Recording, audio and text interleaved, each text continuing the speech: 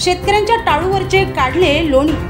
संपूर्ण महाराष्ट्रात शेतकऱ्यांची परिस्थिती आधीच हलाखीची आहे।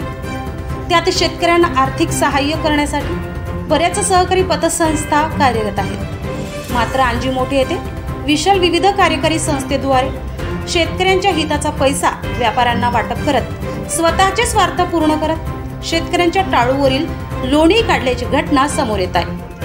सदर घटनेत 3,03,75,000ची मोठी तफावत आढळल्याने मोठ्या घोटाळ्याचे संकेत मिळत आहे। त्यावर न्यायालयाच्या आदेशाने जुने संचालक मंडळ बरखास्त करत नवीन प्रशासकाची नियुक्ती केली आहे।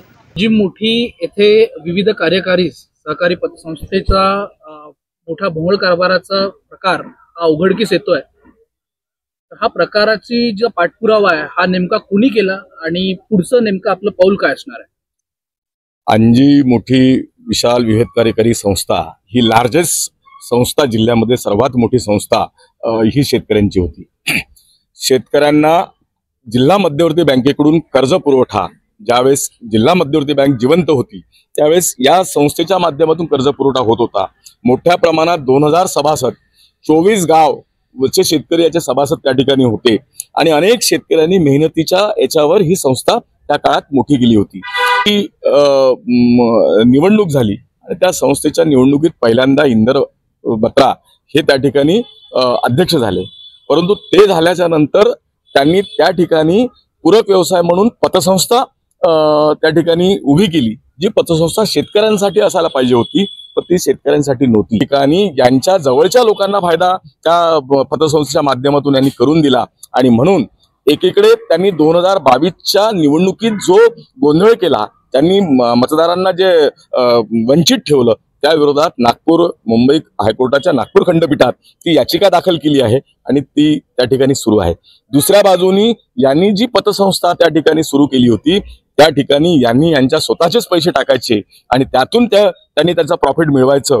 त्याचबरोबर शेतकऱ्यांना त्या ठिकाणी कुठल्याही पूरक व्यवसायाकरता कर्ज न देता ते आपल्या जवळच्या स्वकीयांना ते कर्ज देऊन त्या संस्थेत होणारा जो काही नफा आहे ते हे लाटण्याचं काम त्या ठिकाणी होत होतं। म्हणून त्या ठिकाणी आपण त्याची लेखापरीक्षणाची मागणी केली आणि तो लेखापरीक्षणाचा जेव्हा अहवाल आला तेव्हा हे लक्षात आलं की तत्कालीन शेतकऱ्यांनी जिल्हा मध्यवर्ती बँकेत भरण्यासाठी जे पैसे कर्ज वसुली झाली होती ती या संस्थेने जिल्हा मध्यवर्ती बँकेत जमा केली नाही, तर ही त्या ऑडिटमध्ये निष्पन्न झालं। त्याच श्री कदम यांनी अंजी विशाल विविध कार्यकारी संस्थेमध्ये प्रशासक म्हणून त्या ठिकाणी ताबा घेतला आणि बँकेचे सर्व अकाउंट त्या ठिकाणी सील केले आहे आणि पुढच्या काळात ती प्रशासक म्हणून कदम त्या ठिकाणी काम पाहणार आहे। आपल्या माध्यमातून माझं एवढंच म्हणणं आहे की शेतकऱ्यांचं शोषण करणारे हे जे काही त्या ठिकाणचे अध्यक्ष आणि त्यांची जे संचालक मंडळ होतं यांच्या विरोधातला लढा हा माझा कायम राहणार आहे। शेतकऱ्यांना जोपर्यंत ज्या मूळ शेतकऱ्यांना सभासदत्व बहाल होणार नाही तोपर्यंत मी या संस्थेच्या विरोधात लढा माझा चालू राहणार।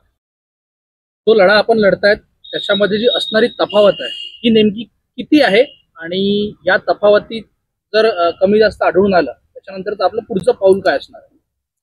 आता याच्यामध्ये जी काही चाचणी लेखापरीक्षण झालं त्याच्यामध्ये ज्या बाबी समोर आल्या आहेत आणि त्या बाबीमुळेच संचालक मंडळ जिल्हा निबंधकांनी त्या ठिकाणी बरखास्त केला आणि प्रशासक लावला।